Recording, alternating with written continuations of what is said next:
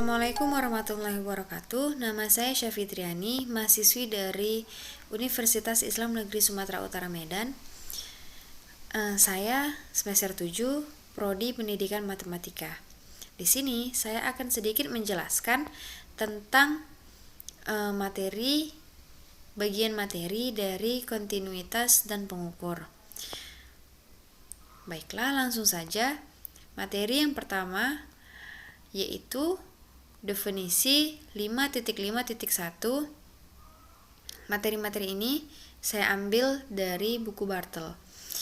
Oke.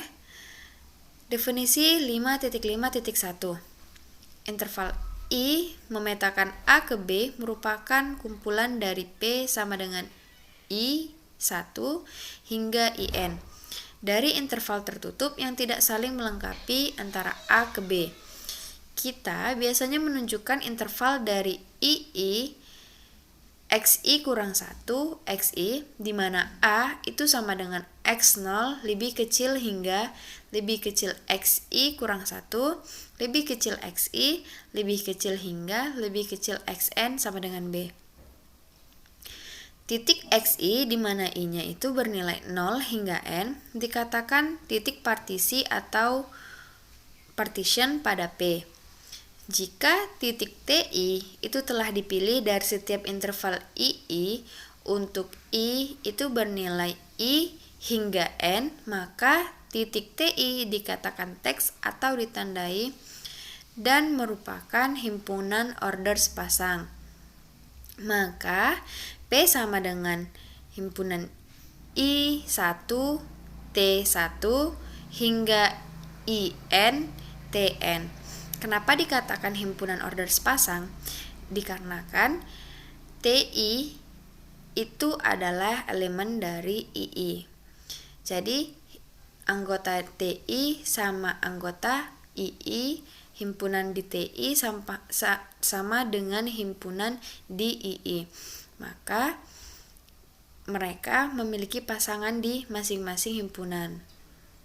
Sehingga dapatlah P sama dengan I1 TI hingga IN TN. Jadi, himpunan tersebut dikatakan sebuah partisi yang ditandai pada I. Selanjutnya, ada definisi 5.5.2.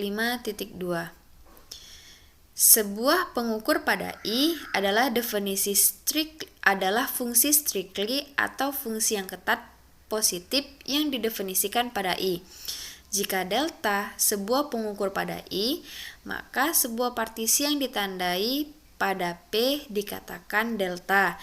Jika TI itu merupakan himpunan II, himpunan bagian dari TI kurang delta TI, TI ditambah delta TI untuk I sama dengan 1 hingga N.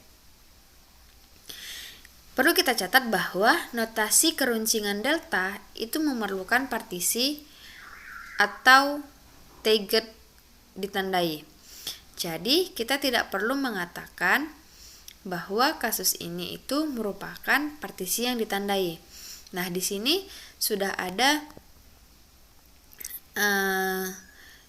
koordinat kartesius yang menggambarkan TI elemen II himpunan bagian dari TI kurang delta TI tambah TI ditambah delta TI. Nah, ini adalah gambaran dari itu. Yang sebelah kiri, kalau di diagram koordinat kartesius, sebelah kiri merupakan negatif, sebelah kanan positif, maka TI kurang delta TI itu berposisi di kiri, sementara TI ditambah delta TI itu berada di posisi sebelah kanan. Selanjutnya ada lemma 5.5.3. Jika sebuah partisi P pada I memetakan A ke B adalah delta dan X merupakan himpunan dari I, X merupakan elemen dari I, maka terdapat sebuah titik TI yang ditandai pada P sedemikian sehingga mutlak X kurang TI lebih kecil atau sama dengan delta TI. Buktinya, X elemen I jika terdapat sebuah subinterval XI kurang 1 XI dari P yang memuat X. Karena P itu adalah delta, maka TI kurang delta TI lebih kecil dari XI kurang 1, lebih kecil dari X, lebih kecil atau sama dengan XI, lebih kecil atau sama dengan TI ditambah delta TI. Maka dari itu, mutlak X dikurang TI itu lebih kecil atau sama dengan dari delta TI. Yang terakhir, saya akan menjelaskan sedikit contoh. Di sini ada contoh, misalkan F memetakan I ke R, kontinu pada I, dan elemen dan epsilon lebih besar dari 0. Maka, untuk setiap titik T elemen I terdapat delta epsilon T lebih besar dari 0.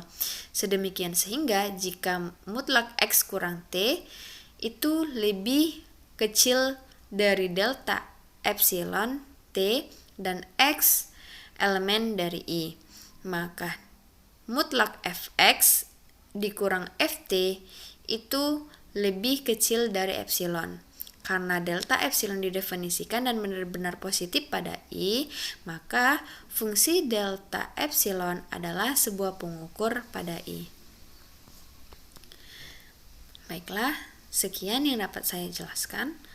Lebih dan kurangnya saya mohon maaf. Semoga dapat bermanfaat untuk kita semua. Assalamualaikum warahmatullahi wabarakatuh.